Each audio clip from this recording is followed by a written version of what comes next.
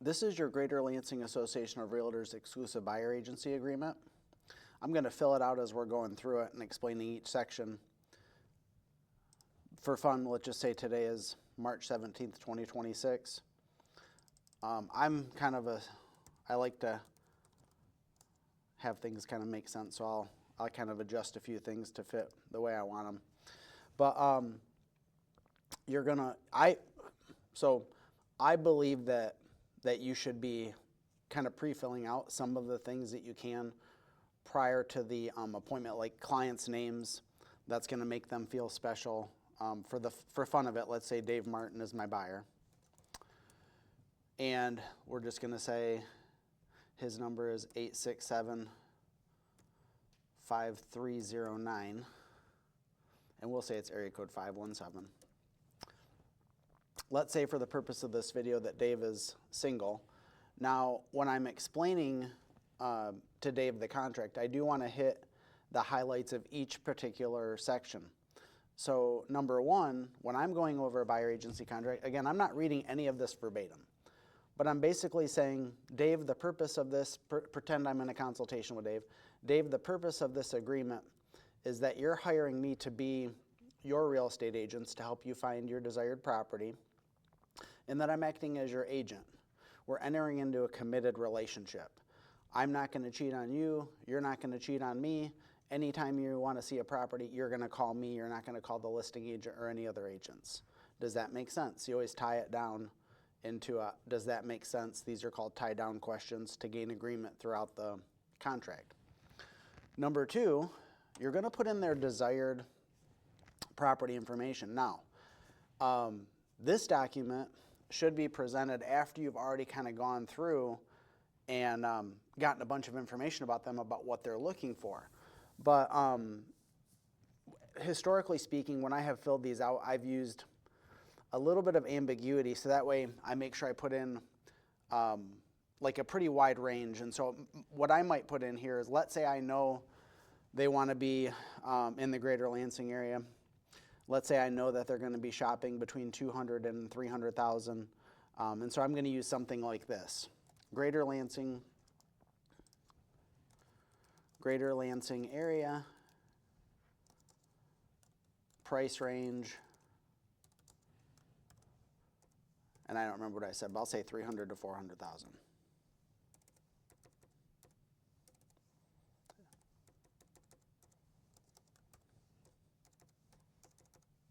Sorry. And I'm running out of characters, is what it looks like here to me. So I'm going to make it so I can fit it all in. There's an advantage to filling these documents out in person in front of somebody, because then you don't run out of characters because you're handwriting it. But make sure that you gain agreement with the client on what the area is, so that way you can fill number two out correctly. Number three talks about the exclusive agency. Basically, again, you're going to reaffirm here that we're entering into a committed relationship. I'm your exclusive agent. You're not going to call other agents to show you properties. I'm your person.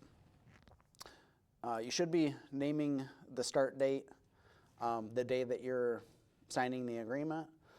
This is also where you're going to have the conversation about how long your agreement's going to be.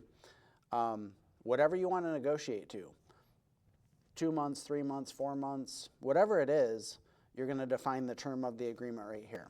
So let's say I'm in this consultation with Dave, and I say, Dave, are you comfortable to do a 6-month buyer agency contract? And Dave says yes, or Dave says no, and then you agree on whatever you're both comfortable with. So I'm going to just pretend Dave said 6 months was fine.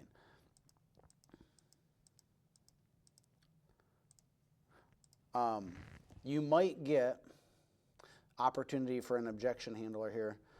If Dave is highly motivated to buy, he might say, I'm not at all comfortable with 6 months because I'm so motivated, I need to be moved in 2 months. So in that particular case, I might say, well, then if you're that motivated, let's adjust a little bit. Let's do a 90-day contract or something like that. Keep in mind, based on different people's motives, you're going to get different feedback regarding the length of the contract. So Number 5, I don't think this is the most important part, but I think it's the one that probably trips people up the most. Number 5 is where you get to the compensation portion. Again, I'm not going to read this verbatim to a client, but you should absolutely know what each section says and be able to explain it eloquently. You're not going to read it verbatim to your client, but you have to be able to explain it completely. So this is where you're going to decide how you are charging. I'm going to give a disclaimer. There is no set commission, right? Each of us negotiate our own. So I'm going to just pretend I myself am the person here, the agent. I know for me, I'm not going to work for a buyer at less than a 3% commission because that's my standard. So I'm going to check the box that says commission, and I'm going to check, and it says client will pay buyer broker a commission equal to, and I'm going to put 3% in here. Now I'm going to go ahead and read the rest of this so we don't have any mistakes here. Equal to 3% of the gross sale price in purchase or exchange transaction, and blank percent of total rent due any under lease. I'm going to leave this part blank because we're not addressing a lease here. And then I'm just going to go on to continue to read. If the seller fails to close with no fault on part of the client, then the commission shall be waived. That just means if the deal doesn't close because of the fault of the seller, there won't be a commission paid. If the transaction does not close because of any fault or part of the client, the commission shall not be waived and shall become immediately due and payable by the client. That's a business decision you'll have to make. If it's the day before closing and your buyer's like, I'm not closing, and they don't have any contingencies, you'll have to decide whether you're going to pursue them for a commission or not. That's your business decision to make, whether you're going to try to pursue that. So, retainer fee, I don't typically charge a retainer fee, but if you're going to charge one, you need to put it in here. If you're going to charge an hourly fee, you need to put it in here. Or if you're doing a flat fee or a fixed fee, you need to put it in here. I can see some situations where you might charge a flat fee or a fixed fee. Let's say somebody is, somebody has given you a very difficult property to find. You're going to have to go to extraordinary lengths to do it. You might propose a fixed or flat fee for the job of finding that property because it's so difficult to find. I've done that. I have had clients that have given me very difficult search criteria, and because I knew it was going to go way above and beyond just a general search, I actually drafted a proposal with a flat fee for the effort, and actually it was regardless of whether we actually found a property because it was going to take so many hours. So anyways, you can do whatever you want. It just must be clearly placed in writing, and you need to make sure there's no miscommunication about how you're compensated. But in this particular case, we're addressing just the commission section. We're going to go down to the next page, page 2 of 3. Now this is going to address the protection period after the contract. I'm going to spend a little bit of time on this because it's a point of confusion.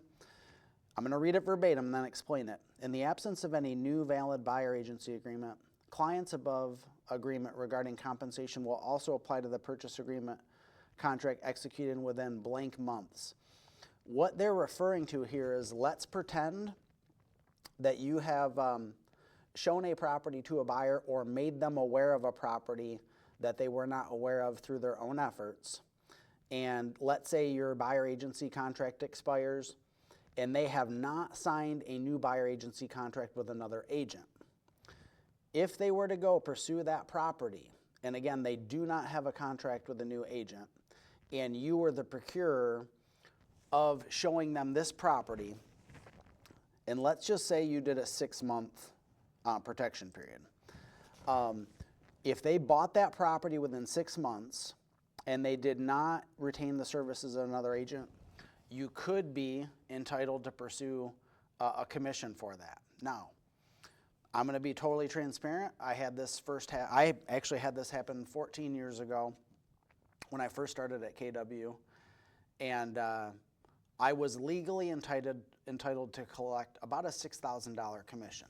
And I pretty quickly figured out that I would spend every bit of $6,000 in legal fees to actually collect on the money. So you can do a protection period if you choose. I actually do not do a protection period. I do 0, and I treat it as a way to demonstrate my value by saying, look, if I fail to help you find the right property within the length of our contract, and you choose to not extend my contract, you owe me nothing. You don't owe me a thing.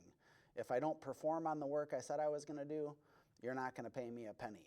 I think that's a great way to establish, also set the precedence of you're providing value and you're willing to put your money where your mouth is, meaning if you can't be successful for them, that you're not expecting to be compensated. I get a lot of compliments on that. So that's the protection period stuff. Anyways, any more talking will just be belaboring that. So, number 6, disclosure of buyer's broker role. So when I get to this part, and again, I'm not reading this verbatim, but what I'm saying to my client is that, hey, I have to tell prospective sellers and their agents that I represent you. We have to have clarity on our relationship. So I'm going to keep your identity a secret up until the point where I'm showing you properties and we're coming in contact with buyers, or pardon me, with sellers and their agents. I have to say, yes, I'm working for my buyer. It's a disclosure issue. Number 7, other potential buyers. You need to explain to your buyer in this contract, there's a chance, because you work with a lot of buyers, that you may have other buyers who are interested in the same properties that they are. And this is, again, I'm not reading verbatim, but I'm saying, I just want you to be aware that I'm not going to be I'm not going to be sharing secrets about you with other buyers that might diminish your ability to get the properties you want. I'm going to keep your information confidential. I'm going to keep my other buyers' information confidential.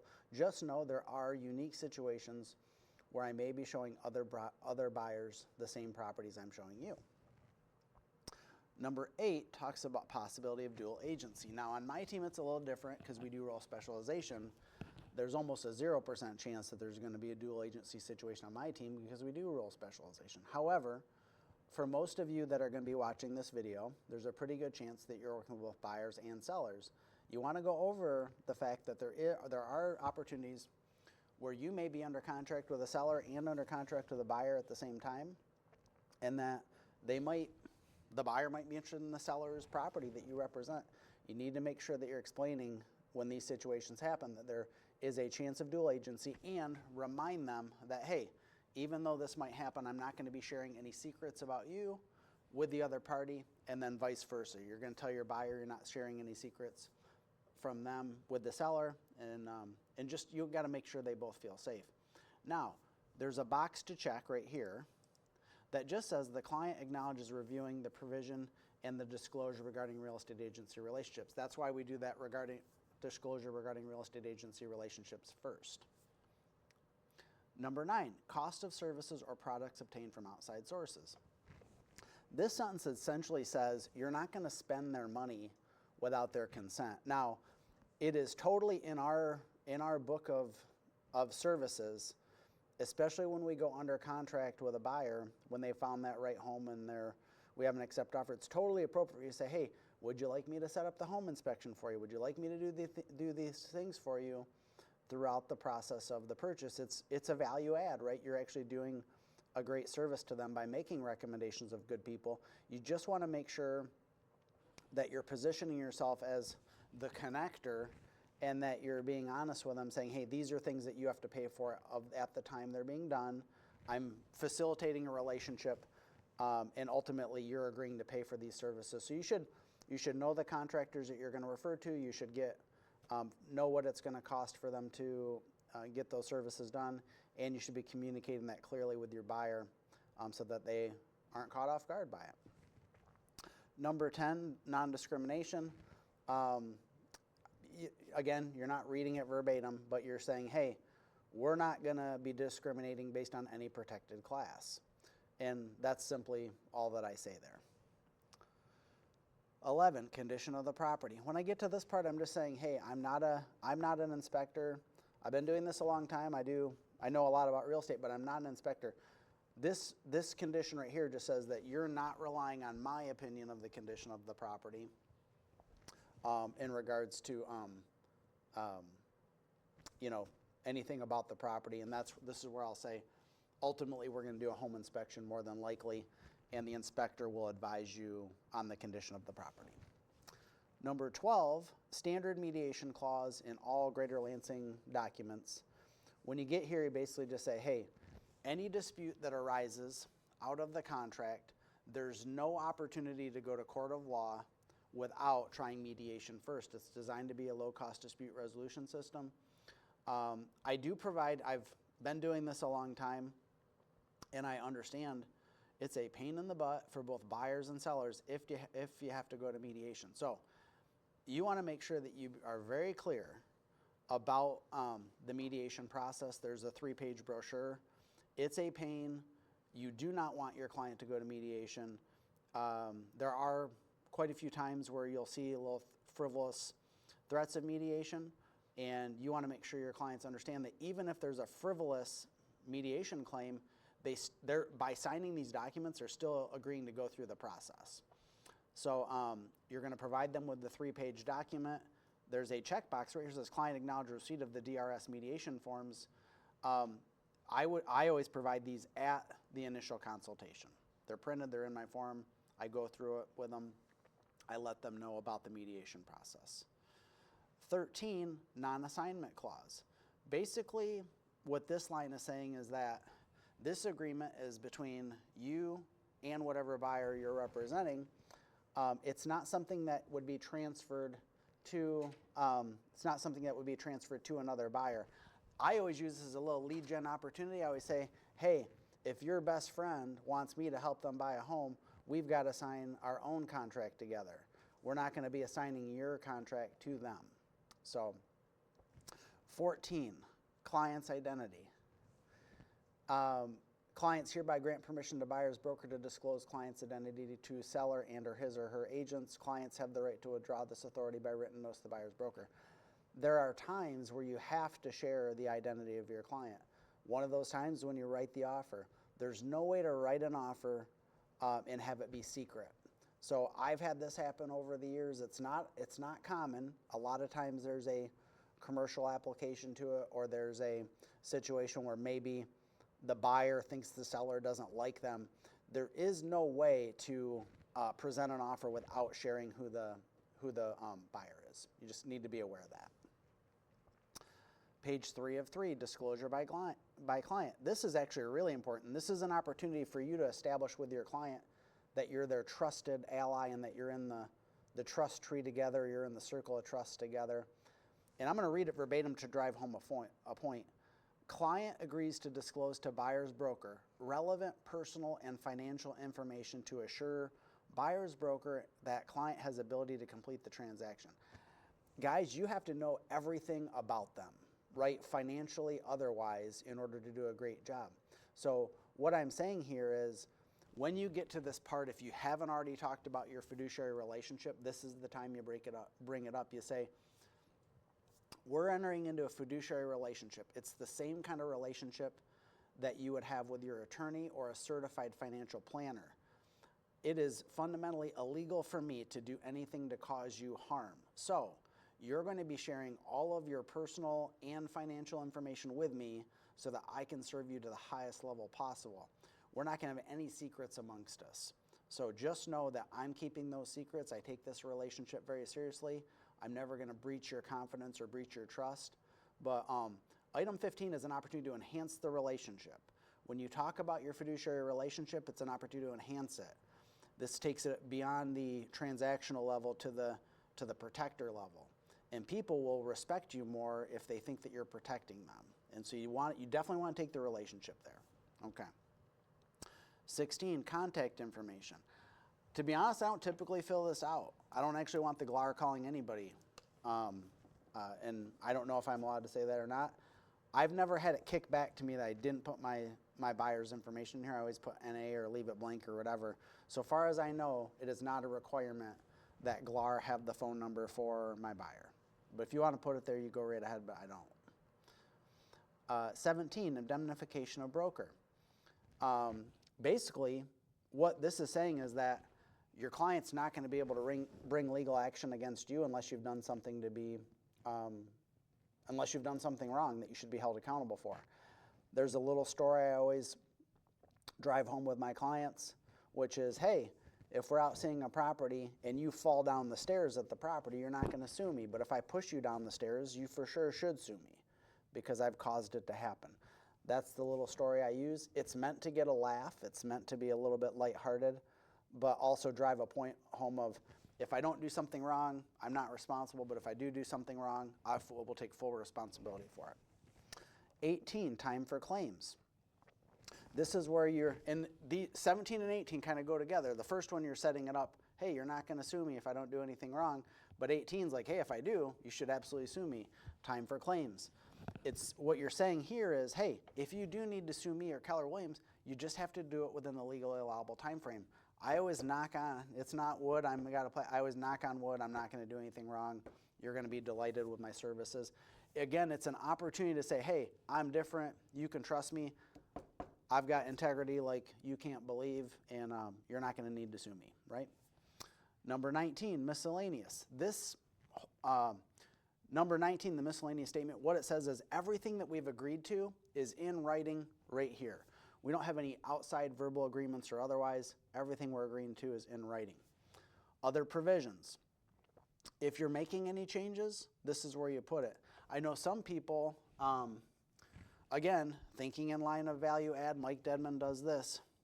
He'll make some type of a cancellation statement like up, and I'm probably typing it wrong, but you can put anything in here. Up until an offer is written, the buyer may fire me for any reason if you feel I have not done a good job.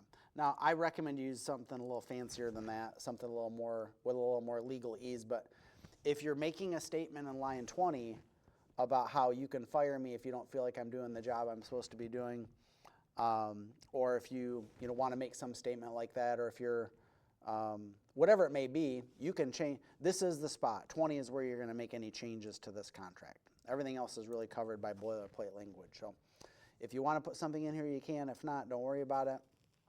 You'll figure out kind of what you do and what you're, how are you going to operate. Obviously, my name's auto-populated here now. Dave Martin is my buyer. And so I'll put that in there. Now, if Dave's legal name isn't Dave, if it's David, it better say David. So little bonus advice, make sure you have the legal names of your clients. If you're having them sign everything in their nickname, then you're going to have to redo it to their proper name. So we'll save you a little headache there. That is it for the exclusive buyer agency agreement.